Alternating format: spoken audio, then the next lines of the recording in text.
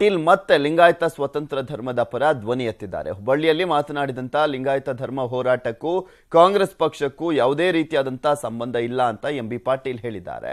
ಬಸವರಾಜ ಹೊರಟ್ಟಿ, ವಿನಯ್ ಕುಲಕರ್ಣಿ ಹಾಗೂ ಸಚಿವ ಡಿಕೆ ಶಿವಕುಮಾರ್ ಅವರ ಹೇಳಿಕೆಗಳು ಅವರ ವೈಯಕ್ತಿಕ ಅಷ್ಟೇ, ಹೈಕಮಾಂಡ್ಗೆ ಯಾವುದೇ ದೂರನ್ನ ನೀಡಿಲ್ಲ ಅಂತ ಹೇಳಿದ್ದಾರೆ.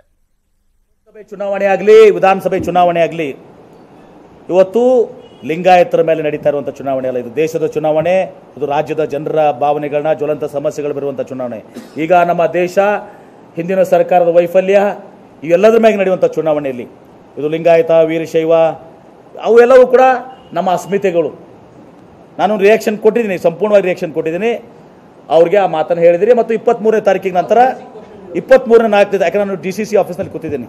ನಾನು ಏನಾದ್ರು ನನ್ನ ಧರ್ಮದ ಬಗ್ಗೆ ನಾನು ವೈಯಕ್ತಿಕ ಮಾತಾಡಿದಾಗ ನಾನು ಅಲ್ಲಿ ಮೊನ್ನೆ ಪ್ರೆಸ್ ಕಾನ್ ಮಾಡಿದ್ದು ನಾನು ಖಾಸಗಿ ಮನೆಯಲ್ಲಿ ಮಾಡಿದ್ದೀನಿ. ಇಲ್ಲಿ ಜಿಲ್ಲಾ ಕಾಂಗ್ರೆಸ್ ಕಮಿಟಿಯಲ್ಲಿ ಕೂತಿದ್ದೀನಿ. ಹೊರಟ್ಟಿ ಅವರಿಗೆ, ವಿನಯ್ ಕುಲಕರ್ಣಿ ಅವರಿಗೆ ಮಾತನಾಡಲಿಕ್ಕೆ ಅವ್ರದೇ ಆದಂಥ ಅಧಿಕಾರ ಇದೆ, ಸ್ವಾತಂತ್ರ್ಯ ಇದೆ. ಅವ್ರಿಗೆ ಖಾಸಗಿಯಾಗಿ ಇಲ್ಲಿ ಕಾಂಗ್ರೆಸ್ ಆಫೀಸ್ನ ನಾವೆಲ್ಲ ಧರ್ಮೀಯರು ಕೂತೀವಿ.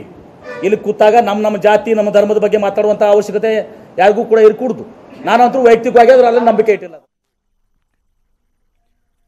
ಕಾಂಗ್ರೆಸ್ ಹಾಗೂ ಜೆಡಿಎಸ್ನವರು ಪರಸ್ಪರ ಬಡಿದಾಡ್ತಾ ಇದ್ದಾರೆ. ಇದು ನಾಚಿಕೆಗೇಡಿನ ಸಂಗತಿ ಅಂತ ಮಾಜಿ DCM ಆಗಿರುವಂತ KS ಈಶ್ವರಪ್ಪ ವಾಗ್ದಾಳಿಯನ್ನು ನಡೆಸಿದ್ದಾರೆ. ಶಿವಮೊಗ್ಗದಲ್ಲಿ ಮಾತನಾಡಿದಂತ KS ಈಶ್ವರಪ್ಪ, DKಶಿ ಹಾಗೂ MB ಪಾಟೀಲ್ ಕುಡುಕರ ರೀತಿ ಜಗಳವಾಡ್ತಿದ್ದಾರೆ, ಜಾತಿ ವಿಚಾರ ಇವರಿಬ್ಬರ ಸ್ವತ್ತ ಅಂತ ಪ್ರಶ್ನಿಸಿದ್ದಾರೆ. ನೀವು ಹೇಳಿದಂಗೆ MB ಪಾಟೀಲ್ ಆಗಲಿ, DK ಶಿವಕುಮಾರ್ ಆಗಲಿ, ಇಬ್ಬರೂ ಕೂಡ ಜಾತಿವಾದಿಗಳು.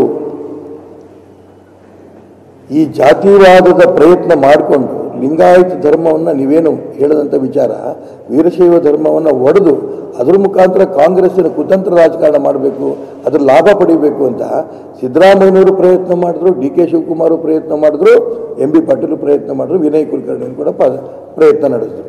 ಧರ್ಮವನ್ನು ಹೊಡೆದ್ರೆ ನೀವು ಸರಿಯಾಗಿ ಪೆಟ್ಟು ತಿಂತೀರಿ ಅಂತ ಮಾತು ಹೇಳಿದಾಗ ನಮ್ಮ ಮಾತು ಕೇಳಲಿಲ್ಲ. ಈ ಪೆಟ್ಟು ತಿಂದಾದ್ಮೇಲೆ